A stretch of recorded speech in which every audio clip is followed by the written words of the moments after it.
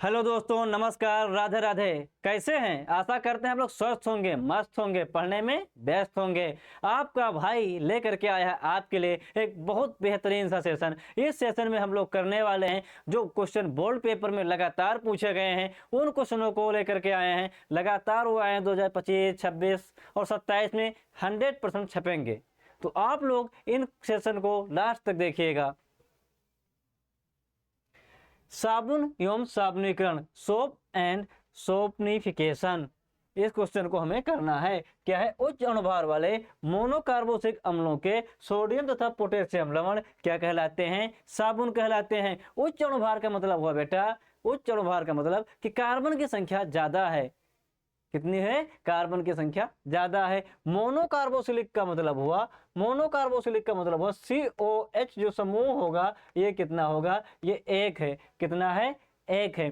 तो उच्च अणुभार वाले मोनोकार्बोक्सिलिक अम्लों के सोडियम तथा पोटेशियम लवण को साबुन कहते हैं। क्या कहते हैं? साबुन कहते हैं। जैसे सोडियम स्टीएरेट।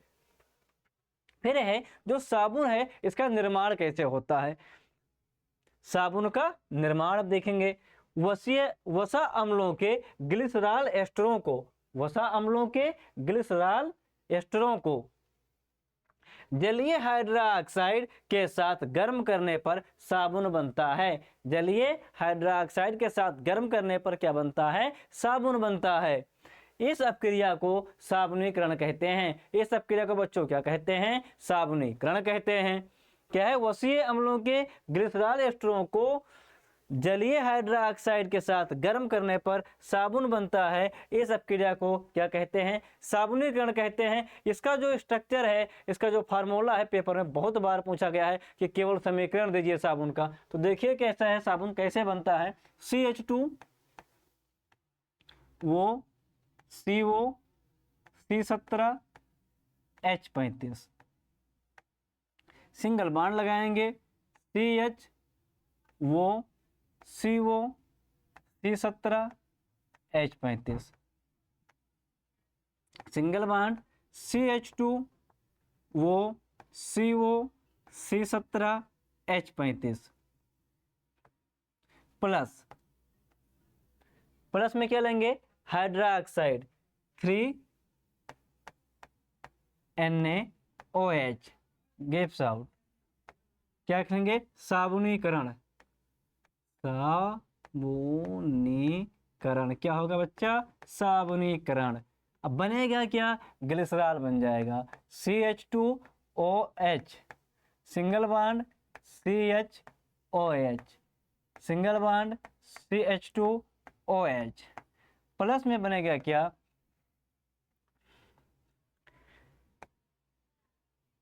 3C17H35 COONA। ये क्या है? साबुन है। क्या है बच्चों? साबुन है।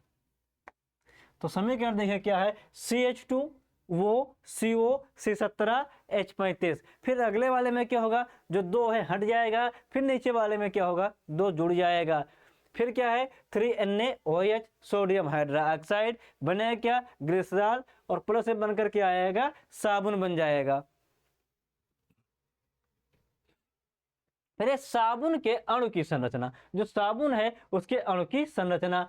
फिर क्या होगा? रासायनिक रूप से साबुन के दो भाग होते हैं। साबुन के कितने भाग होते हैं? दो, ध्रुवीय और अध्रुवीय। तो ध्रुवीय भाग जो होता है ये क्या होता है? यह जल में विलेय होता है। जो ध्रुवीय होता है जल में विलेय होता है। जो अध्रुवीय होता है ये वसा में विलेय होता है। किसमें विलेय होता है बच्चों? वसा में विलेय होता है। ये भाग वसा में विलेय होता है। ये है साबुन की संरचना। क्या है? साबुन के अणु की संरचना। साबुन की नहीं है, साबुन के अणु की संरचना है ये संरचना आपको इस तरह से भी देखिए ही मिल सकती है। तो आप लोग क्या करेंगे? इस तरह रहेगी तो भी सही है। ये मत मानिएगा कि हाँ इस तरह मिल गई तो गलत है। ये CONA लिखा हुआ है। क्या होगा? जो ये भाग होगा ये जल में क्या होगा? विलेय होगा। ये वाला भाग क्या होगा? जल में विलेय नहीं होगा। ये क्या है?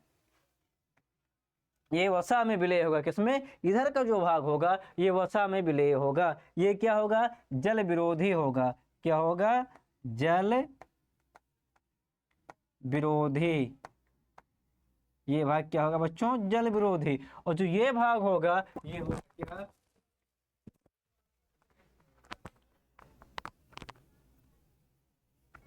ये भाग बच्चों होगा जल स्नेही। क्या होगा, जल स्नेही होगा। ये वाला भाग क्या होगा, जल स्नेही होगा। और इधर का भाग क्या होगा, जल विरोधी होगा।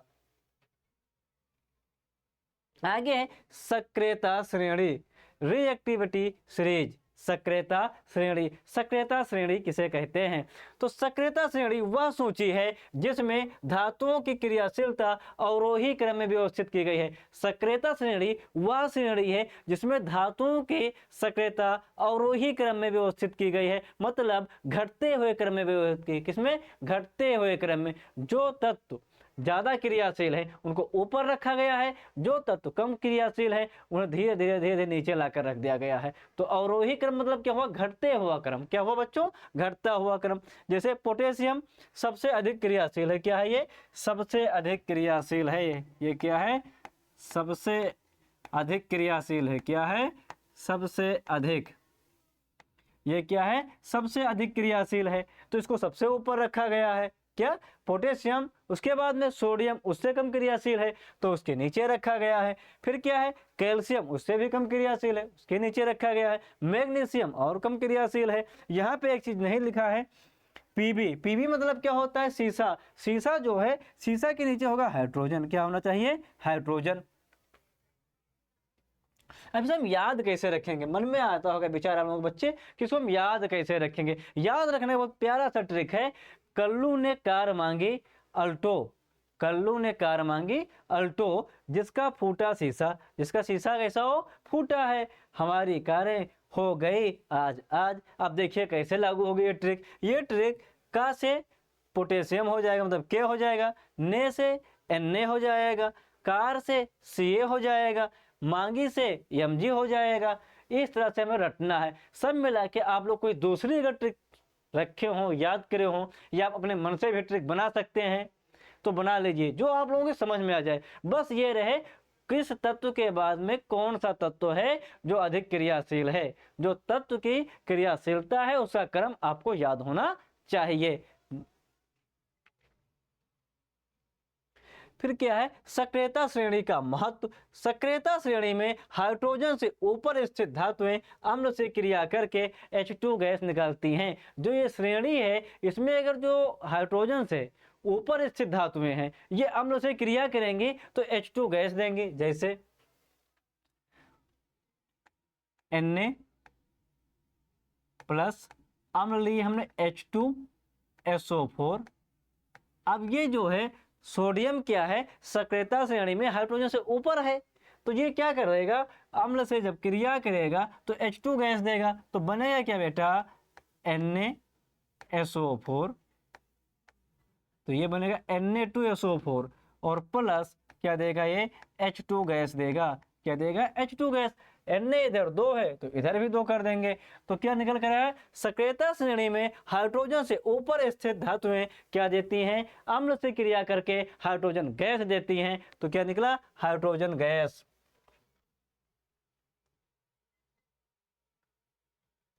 आगे क्या है, सक्रियता श्रेणी में स्थित, सक्रियता श्रेणी में स्थित ऊपर वाली धातुएं अपने से नीचे स्थित धातु को उनके लवण से क्या कर देती हैं, विस्थापित कर देती हैं। सक्रियता श्रेणी में जो धातुएं ऊपर हैं मतलब अधिक क्रियाशील धातु हैं, जो धातुएं अधिक क्रियाशील हैं वे अपने से नीचे स्थित धातुओं को क्या कर देती हैं, उनके लवण से विस्थापित कर देती हैं। जैसे Fe plus CuSO4 gives out, क्या बनेगा, Fe क्या करेगा, Cu को विस्थापित कर देगा। तो FeSO4 प्लस Cu। तो हम क्या देख रहे हैं, Fe क्या है, Cu से ऊपर है, तो जो ऊपर वाली धातुएं होती हैं अपने से नीचे वाली धातुओं को क्या कर देती हैं, विस्थापित कर देती हैं, मतलब उनका जलीय विलयन होगा उससे उसको अलग कर देती हैं। फिर क्या है, सजातीय श्रेणी। क्या है बेटा? सजातीय श्रेणी। जिन कार्बनिक यौगिकों में समान क्रियात्मक समूह होता है, जिन कार्बनिक यौगिकों में समान क्रियात्मक समूह होता है, उनको बढ़ते हुए अथवा घटते हुए अणुभार के क्रम में रखने पर एक श्रेणी प्राप्त होती है, जिसे क्या कहते हैं? सजातीय श्रेणी कहते हैं बच्चों। क्या कहते हैं? सजातीय श्रेणी कहते हैं। किस क्रम में रखा जाए? चाहे बढ़ते हुए क्रम में रखा जाए या घटते हुए क्रम में रखा जाए। लिखा है सब। जिन कार्बनिक यौगिकों को समान क्रियात्मक समूह होता है, मतलब एक जैसा क्रियात्मक समूह है, एक क्वालिटी के आदमी रहे। अगर कोई भी चीज है दलहन वाली सामान तो दलहन वाली रहे, अगर तेल वाला है तो तेल वाली सामान रहे, मतलब एक ही श्रेणी के सब लोग रहें। तो जिन कार्बनिक यौगिकों में समान क्रियात्मक समूह होता है, उनको बढ़ते अथवा घटते क्रम में रखने पर एक श्रेणी बनती है, जिसे सजातीय श्रेणी कहते हैं। कौन श्रेणी कहते हैं बच्चों? सजातीय श्रेणी कहते हैं। सजातीय श्रेणी के दो क्रमगत सदस्यों के बीच CH2 परमाणु का अंतर होता है। कितने का अंतर होता है? CH2। पेपर में बहुत बार पूछा गया है ये क्वेश्चन कि जो है दो परमाणुओं की सजातीय श्रेणी है, दो परमाणुओं के बीच में कितने का अंतर होता है? CH2 का अंतर होता है। जैसे CH4 C2H6 C3H8। अब देखिए इनके बीच में कितने का अंतर है? इनके बीच में 2 का अंतर है। इनके बीच में 2 का अंतर। अगर हम एक और ले लें C4H10 हो जाएगा। इनके बीच में 2 का अंतर। और इधर कितना आ रहा है? 1 का अंतर आएगा। 1 है 2 हो गया, 2 है 3 हो गया, 3 है 4 हो गया। कितने का अंतर आ रहा है? 1 का। और इधर H में कितने का अंतर आ रहा है? 2 का। श्रेणी कौन सी है? ये सब एल्केन श्रेणी के हैं। किस श्रेणी के हैं? एल्केन। किसके हैं ये? एल्केन के हैं। अगला है बहुलकीकरण, पॉलीमराइजेशन। एक ही पदार्थ के एक से अधिक अणु परस्पर संयोग करके एक बड़ा अणु बनाते हैं। जब एक ही चीज, एक ईंट है, ईंट के लगाते रहो बहुत बड़ा सा मकान बन जाता है। जब वो मकान बन जाता है उसी को क्या कहते हैं? एक अणु हुए, वही के कई कण मिल करके जब एक बड़ा सा कण बना के तैयार करते हैं तो उसे बहुलक कहते हैं। और इस घटना को क्या कहते हैं बच्चों? बहुलकीकरण कहते हैं। क्या कहते हैं? बहुलकीकरण कहते हैं। एक ही पदार्थ के एक से अधिक अणु परस्पर संयोग करके एक बड़ा अणु बनाते हैं, जिसे क्या कहते हैं बच्चों? बहुलक कहते हैं। तथा यह क्रिया बहुलकीकरण कहलाती है। यह क्रिया क्या कहलाती है? बहुलकीकरण कहलाती है। NCH2 double bond CH2 gives out. ताप रखेंगे 200 से 250 डिग्री सेल्सियस और जो वायुमंडलीय दाब होगा 1000 से 1500 होगा। इस उत्प्रेरक की उपस्थिति में क्या किया जाएगा? इसको तो बनेगा, हमें गर्म करेंगे तो मिल जाएगा पॉलीथीन। ये किसका उदाहरण है? ये बहुलकीकरण का है। बहुलकीकरण में छोटा सा सिंपल सा उदाहरण लेकर आप समझ सकते हैं। आपका घर बन रहा है, छोटे छोटे की कंकड़, ईंट, सीमेंट सब मिल करके एक बड़ा सा मकान तैयार कर दे रहे हैं। उस मकान को क्या होता है? बहुलक कह सकते हैं। और जो बनने में पूरी प्रक्रिया हुई उसको हम क्या कह सकते हैं? बहुलकीकरण कहते हैं। वैसे ही एक ही पदार्थ के एक से अधिक अणु परस्पर संयोग करके एक बड़ा अणु बनाते हैं, जिसे बहुलक कहते हैं। तथा इस गुण को क्या कहते हैं? बहुलकीकरण कहते हैं। फिर आता है सिमेट अपक्रिया। बेटा ये थोड़ा यहाँ पे गलत है, यहाँ पे होना चाहिए सिमेट अपक्रिया। ये इस तरह से लिखा जाएगा, सिमेट अपक्रिया। क्या होती है ये देखना। एसिट्रिक अम्ल सांद्र H2SO4 की उपस्थिति में हाइड्रोजोइक अम्ल से क्रिया करके मेथिल एमीन देता है। क्या? एसिट्रिक अम्ल। जो एसिट्रिक अम्ल होता है हाइड्रोजोइक अम्ल से क्रिया करता है तो क्या देता है? मेथिल एमीन देता है। इस अपक्रिया को सिमेट अपक्रिया कहते हैं। क्या कहते हैं? सिमेट अपक्रिया कहते हैं। जैसे देख लीजिए, ले रहे हैं एसिट्रिक अम्ल का सूत्र क्या होता है बच्चों? एसिट्रिक अम्ल CH3COOH। क्या हो गया ये हो गया एसिट्रिक अम्ल। 2 C हुए, मेथ HCOH है तो एसिट्रिक अम्ल लग जाएगा, 2 है तो एथ हो जाएगा। तो ये क्या है? एसिट्रिक अम्ल। एसिट्रिक अम्ल की क्रिया हाइड्रोजोइक अम्ल से कराना है। हाइड्रोजोइक अम्ल का सूत्र होता है N3H। क्या होता है बच्चों? N3H होता है, N3H। H से कराएंगे तो हमें क्या मिलता है, मेथिल एमीन। क्या मिलता है, मेथिल एमीन। मेथिल एमीन का सूत्र क्या होगा, CH3NH2। क्या होगा, CH3NH2 plus CO2 plus N2। ये अपक्रिया क्या कहलाएगी, सिमिट अपक्रिया कहलाती है। कौन सी अपक्रिया कहलाती है, सिमिट अपक्रिया कहलाती है बच्चों। ये अपक्रिया वेरी इंपॉर्टेंट है, आपके पेपर में बहुत बार पूछी गई है। आता है अपमार्जक, वेरी इंपॉर्टेंट, डिटर्जेंट के नाम से भी जाना जाता है। क्या, डिटर्जेंट। अपमार्जक क्या होता है बच्चों, पेपर में सीधा क्वेश्चन आता है, अपमार्जक पर टिप्पणी लिखो या साबुन पर टिप्पणी लिखो, बहुलकीकरण पर टिप्पणी लिखो, सिमिट अपक्रिया क्या है, ये सब उठाकर देखेंगे प्रीवियस ईयर का पेपर। आप सारे क्वेश्चन आपको प्रत्येक वर्ष आते हुए मिलेंगे, इसलिए आपको ये सारे क्वेश्चन पढ़ के जाना है।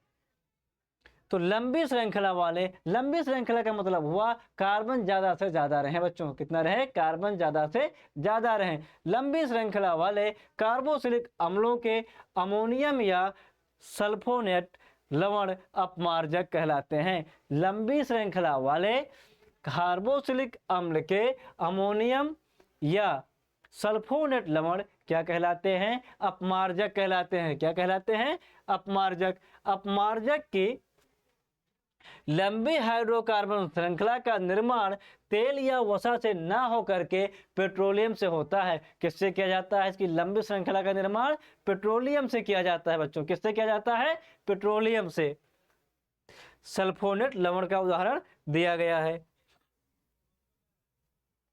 अगला है साबुन और अपमार्जक में क्या अंतर है। ये बहुत बार पेपर में पूछा गया है बच्चों कि साबुन और अपमार्जक में क्या अंतर है। तो साबुन क्या होता है देखते हैं, यह वसीय अम्लों के सोडियम तथा पोटेशियम लवण होते हैं। किसके, वसीय अम्लों के सोडियम तथा पोटेशियम लवण होते हैं। ये सल्फोनिक अम्लों के सोडियम तथा पोटेशियम लवण होते हैं। किसके, सल्फोनिक अम्लों के सोडियम तथा पोटेशियम लवण होते हैं। कौन, अपमार्जक। अपमार्जक क्या होते हैं, सल्फोनिक अम्लों के।